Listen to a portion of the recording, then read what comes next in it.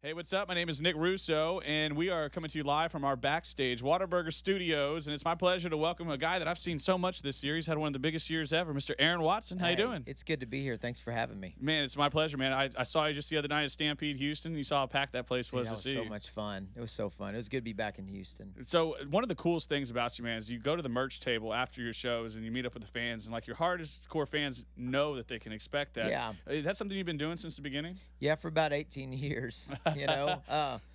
People ask me when our Underdog album charted #1 on a country Billboard. They're like, "Well, how does a independent artist chart an album #1?" And I said, "Well, hanging out after every show for 18 years, and really just treating fans like family. I mean, these are the people that are helping me provide for my family, so I want them to be happy." Well, in this year you opened Rodeo Houston, which was such a landmark experience for you and all of your fans who Yeah. followed you for so long. Like you just said, you went to #1, and you did this all on your own foundation. What does it mean to you to do what you put your mind to? Like you set that goal and you did it. How's that feel? What's Yeah, it like? it feels good, but I just love music. I mean, for me, this isn't an industry. This is the family business. This is what I do.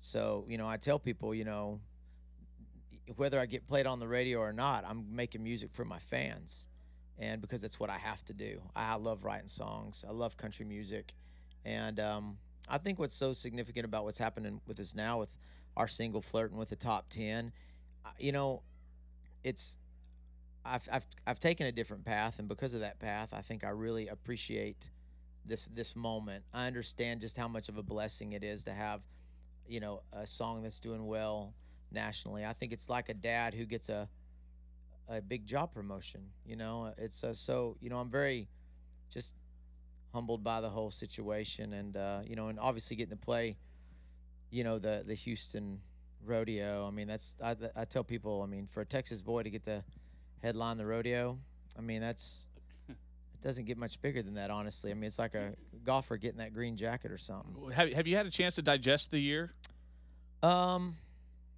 Not really. I mean, I'm still pretty pumped up about the Stros winning the World Series. So, I mean, somebody asked me earlier, they're like, okay, you get two choices. You get to headline the Houston Rodeo or the Astros win the World Series. You can only have one. And I'm like, Astros win the World Series. Oh, come on. Oh, So absolutely. you were at the Dome watching the games back in the day then? Oh, yeah. I saw Nolan's fifth no-hitter. I believe it was September the 21st, 1981, but you might want to fact check that for me. Hey, that's pretty stellar stats yeah, right there. My dad's a huge Astros fan. Loved them when they were the Colt 45s. My dad told me a week before he was shipped off to Vietnam, he and my granddaddy came up to Houston and watched 5 games that week, and then when he came back from the war injured, they went to games while he was rehabbing. So it's just It's a pretty family special. tradition. It's a family tradition, and I took my dad and my 2 boys to games 4 and 5. Skipped school.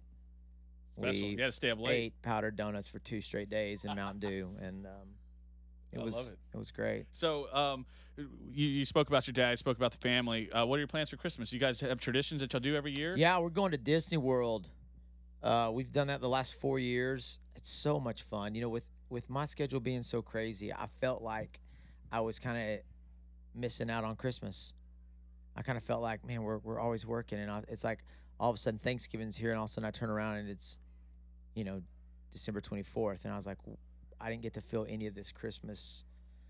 So we really try to dial it back, but then we go to Disney World, and I mean, they've got fake snow. It's like bubbles, and they're playing Christmas music, and we stay up late, we get up early, and it's just I do think that I never got to do any of that stuff growing up, so I think about just how blessed my career's been that I can, take my kids to Disney World. So Yeah, it's nice to be able to give them that stuff that maybe you didn't get to have as when you were Yeah. growing up. Now, with the whirlwind of 2017, have you started thinking about new music? Have you already started working on it? yeah, I've or- already written the next album actually. So I go in the studio in January. So we're not messing around now. We're here. It took us a long time to get here, so we're just not gonna. I'm not gonna let the boot off the pedal. Well, you got the wind at your back, man. Yeah, absolutely, absolutely. We're so blessed. I mean, it's been fun. Um, you know, just it's been great being able to play.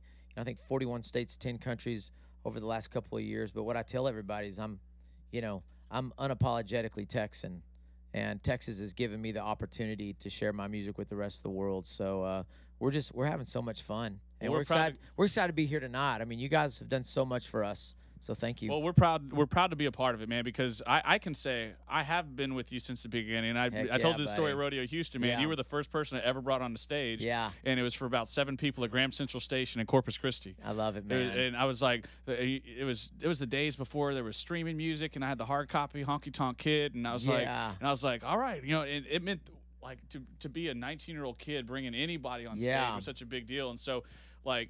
I know how I know how strong your faith is, and I think that God gives us signs along our lives and along our road path, like road signs that hey, you're in the right place at the right time. And so very much so, you and your success for me is a sign from God that I'm on the right track. Well, dude, you're great, man, and I'm excited for you as well. And it's just don't quit.